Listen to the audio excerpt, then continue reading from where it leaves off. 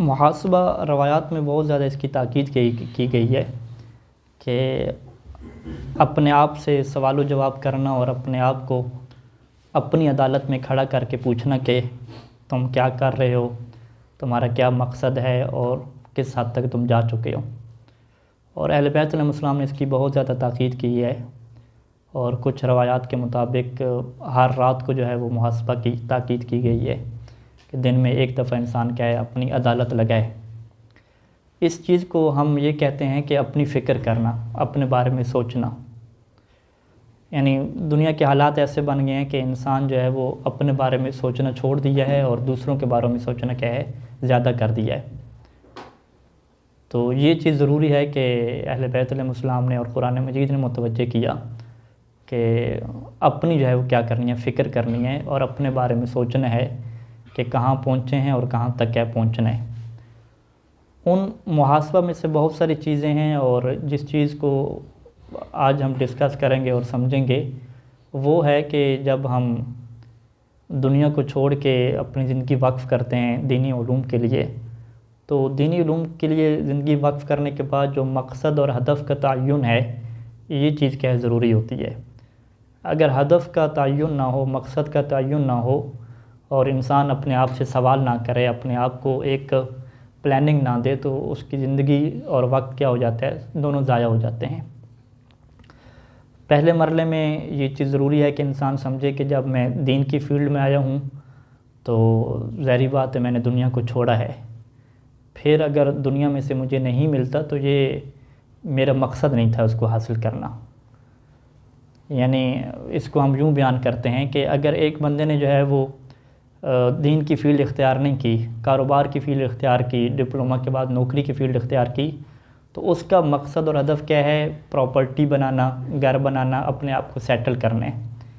ایک بندے نے ان ساری چیزوں کو جو ہے وہ چھوڑ دیا اور کہا کہ نہیں، مجھے یہ دنیا نہیں چاہیے، میں اس کو چھوڑ کے جا رہا ہوں دین کا علوم حاصل کرنے، جس میں میں اپنے درجات کو اللہ کے ہاں بلند کروں گا اور پھر دین کی جو خدمت ہوگی وہ میں کروں گا۔ اب کچھ عرصے کے بعد جو ہے وہ یہ دونوں آپس میں موازنہ کریں۔ اب وہ جس بندے نے جو ہے وہ دین کی فیلڈ اختیار نہیں کی تھی، ڈپلومہ وغیرہ کی یا باقی فیلڈ میں گیا، وہ کہتا ہے کہ میرے پاس ایک پلاٹ ہے، میرے پاس ایک گھر ہے، میرے پاس گاڑی ہے، یہ سسٹم ہے۔ اور ادھر سے وہ مولانا سے پوچھتا ہے کہ ہاں بھی مولانا صاحب آپ کے پاس کیا ہے؟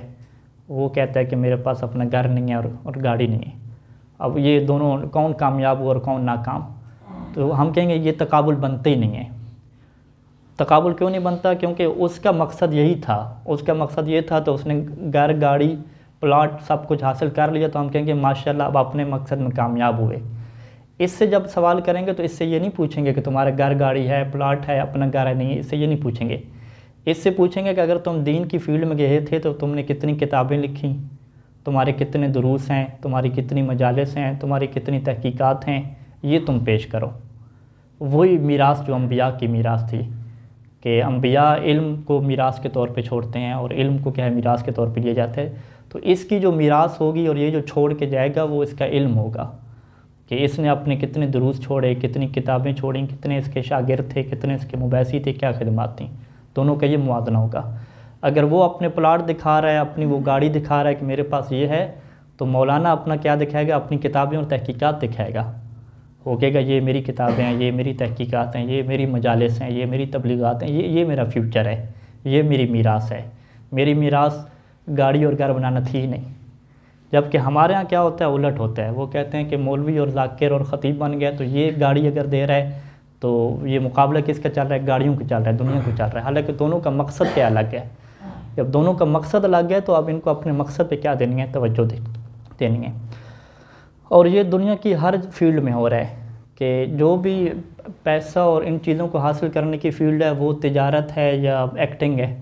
اس کے علاوہ جو بندے بھی پی ایچ ڈی کرتے ہیں، ڈاکٹریٹ کرتے ہیں، شخصیات بنتے ہیں، سائنسدان بنتے ہیں، ان کی زندگیوں کو بھی آپ دیکھیں تو وہ بھی اتنا پیسہ وغیرہ اور یہ عیاشی نہیں ہوتی۔ یعنی یہاں سے وہ ڈاکٹر صاحب آئے ہوئے تھے، سرجن ہیں پاکستان کے، آئرلینڈ میں، تو ایک برادر بتا رہے تھے کہ ان سے پوچھا ہم نے کہ بھئی آپ کا کیا سسٹم ہے وہاں پہ؟ تو وہ کہہ رہے تھے کہ ہم پاکستانی ہو گئے، ہندوستانی ہو گئے، بنگلہ دیش کے ہو گئے، عراقیوں کے نام بھی لے رہے تھے کہ جب ہم وہاں پہ پڑھنے جاتے ہیں ڈاکٹریٹ کے لیے تو وہاں پہ یہ نظام ہوتا ہے کہ جو آسٹریلیا کے لوگ ہیں، امریکہ کے لوگ ہیں، ان کی جو اکثریت ہے اسٹوڈنٹ ہے، وہ اپنی تحقیق میں لگے ہوئے ہیں، اپنی پڑھائی میں لگے ہوئے ہیں، اپنے درس پڑھنا، لیکچر پڑھنا، مطالعے کرنا، تحقیقات لکھنا، تحقیق کرنا۔ ان کو یہ نہیں ہوتی کہ ہم نے گاڑی خریدنی ہے، پلاٹ خریدنا ہے، بنگلہ خریدنا ہے، ٹھیک ہے، انویسٹمنٹ کرنی ہے، نہیں، وہ اسی میٹرو پہ آ رہے ہوتے ہیں، اسی بس پہ آ جا رہے ہوتے ہیں۔ یہ سارا اپنی ساری توجہ ان کی کس کے اوپر ہوتی ہے؟ پڑھائی کے اوپر ہوتی ہے۔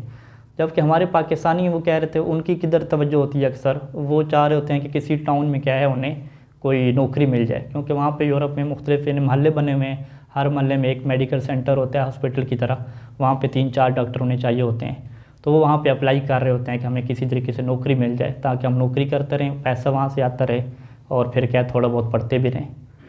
اور اسی طریقے سے وہ اس تلاش میں ہوتے ہیں کہ کسی سے شادی ہو جائے تاکہ نیشنلٹی وغیرہ مل جائے، سارے نظام، اور کوئی کاروبار کرنے کے چکر میں بھی ہوتے ہیں تاکہ کاروبار بھی سائڈ پہ بنا رہے اور نظام ہمارا چلتا رہے۔ تو یہ توجہ ادھر ہوتی ہے کہ اپنی زندگی کو سیٹل کریں، پلاٹ وغیرہ بنائیں، پاکستان میں پراپرٹی خریدیں، یہ کریں وہ کریں، یہ سیٹل ہے۔ جبکہ جو ان لوگوں کی جو ہے وہ اس چیز کی طرف توجہ نہیں ہوتی کہ ہم نے پراپرٹی خریدنی نہیں، انہوں نے اگر ایک ریسرچ گول لیا ہے، مقصد لیا ہے، تو وہ اسی کو پورا کریں گے، اسی کے اوپر چل رہے ہیں اور اسی کے اوپر کیا تحقیق کر رہے ہیں۔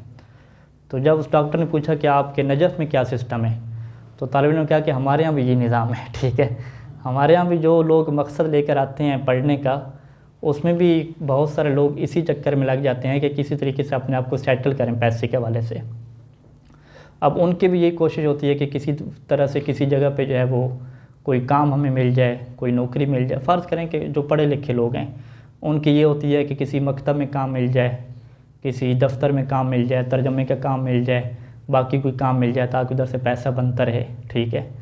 اور اسی طریقے سے جو ہے وہ ہمارے نجف مثلا گروپس وغیرہ کو ڈیل کرنا، باقی چیزیں اور باقی نظام چلانا، تو یہ بھی یہاں پہ نظام چل رہا ہے۔ تو ڈاکٹر نے کہا بالکل یہ ہر جگہ پہ کام چل رہا ہے، یعنی ادھر جو میڈیکل کے شعبے میں جا رہے ہیں بیرون ممالک، وہ بھی انہی چکروں میں پڑ گئے ہیں، اور جو سارے اسی طریقے سے۔ تو اس سے کیا ہوتا ہے کہ وہ جو علم کی ترقی ہوتی ہے، وہ جو شخصیات بننا ہے، وہ روک جاتا ہے، کیونکہ یہ چیز واضح ہے کہ جو پی ایچ ڈی ڈاکٹر بنے گا، سائنسدان بنے گا، اس کی پراپرٹی وغیرہ نہیں ہوگی۔ دنیا میں ایسے ہی چلتا ہے، پاکستان کے سائنسدان دیکھ لیں، پوری دنیا کے طریقے سائنسدان حضرات دیکھ لیں، یعنی وہ پیسہ بہت کم ہوتا ہے، یعنی اس کے مقابلے میں کم ہوتا ہے کہ جو سیاستدانوں کے پاس ہے یا کاروبار حضرات یا ایکٹر لوگوں کے پاس ہے۔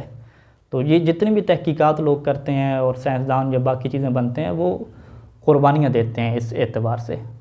تو دین کی فیلڈ بھی ایسی ہے کہ اگر ہم نے آج دین کی فیلڈ اپنائی ہے تو پھر ہمیں اس چیز کو ذہن سے نکالنا ہوگا کہ ہمارے ہدف میں یہ چیز نہیں ہے کہ ہم اپنے بھائیوں سے یا اپنے جو سکول کے دوست ہیں ان سے مقابلہ کریں گھر گاڑی اور ان چیزوں میں، ہمارا ان سے یہ مقابلہ نہیں ہے، ہمارا ہدف الگ ہے۔ ہمارا مقابلہ یہ بنتا ہے کہ ہم اپنی تحقیقات، دروس، تحقیقات، یہ چیزیں ہم علم کے حوالے سے پیش کریں کہ علمی خدمات ہماری کتنی ہے، وہ ہماری میراث ہے، وہ دیکھی جائے گی جو پوری قیامت تک کیا اس نے باقی رہنا ہے، یہ ہدف ہے۔ اس ہدف کے لیے جو ہم سب کو اس میں طے کرنا ہوتا ہے کہ جب بھی ہم حوض نجف اشرف میں اور علم دین کا اختیار کیا ہے، تو علم دین کا جو نصاب ہے ہمارے پاس، وہ ہمارے لیے واضح ہونا چاہیے بالکل۔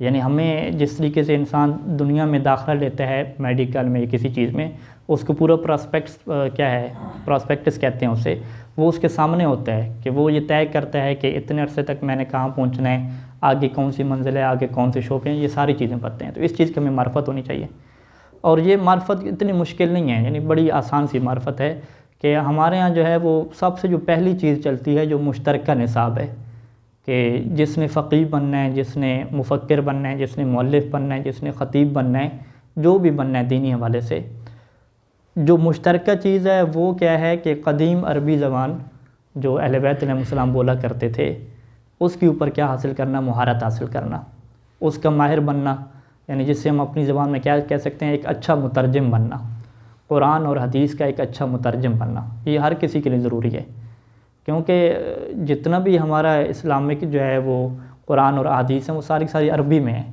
تو جب تک ایک انسان اچھا مترجم نہیں بنتا اور خود سے ترجمہ نہیں کرنا جانتا، وہ کسی بھی فیلڈ میں چلا جائے تو اسے مشکلات باقی رہیں گی، وہ ترجمہ ہی پڑھتا رہے گا ساری زندگی۔ تو اس کے لیے کون سے علوم ضروری ہوتی ہیں؟ اس کے لیے 3 علوم کیا ہمارے ہاں چلتے ہیں، علم نحو، علم صرف اور علم بلاغت۔ تو ان 3 علوم کے اوپر کیا انسان نے محنت کرنی ہوتی ہے. اب اس کے لیے انسان خود کو دیکھے کہ نحو کے اندر کتنی کتابیں مجھے پڑھنے کی ضرورت ہے، صرف کے اندر کتنی کتابیں پڑھنے کی ضرورت ہے، بلاغت کے اندر لغت حوالے سے میری کتنی معلومات ہیں.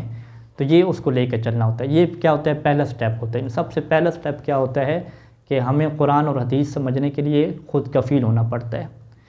اس کے بعد دوسرا سٹیپ کیا ہے کہ قرآن اور حدیث سے استدلال کرنا اور استدلال کر کے بہت ساری چیزوں کو نکالنا. کہ جس طرح مولا علی نے فرمایا تھا کہ مجھے ایک باب اگر تعلیم دی ہے اللہ کے رسول نے تو میں نے اس سے 1000 باب نکالے ہیں. اور پھر اسی طریقے سے فرماتے تھے کہ ہمارے کلام کے اندر بہت سارے معنی چھپے ہوئے ہوتے ہیں. اگر ایک ہمارے جملے کو 70 معنی بھی آپ نکالو گے تو ہر معنی ٹھیک بنے گا. اور پھر فقیہ کے بارے میں یہ فرمایا کرتے تھے کہ فقیہ وہ ہوتا ہے کہ جو ہمارے کلام کے معارض چھپے ہوئے اشاروں تک کو کیا ہے جانتا ہوتا ہے، یہ فقیہ ہوتا ہے. تو یہ یعنی فقیہ بننا اور حدیث فہمی کی طرف بڑھنا، قرآن فہمی کی طرف بڑھنا، اس کے لیے ہمیں وہ علوم ضروری ہوتے ہیں کہ جو ہمیں استدلال سکھائیں کہ صحیح استدلال کیا بنتا ہے، قیاس کیا ہوتا ہے، تاکہ ہم اس سے فرق پیدا کریں.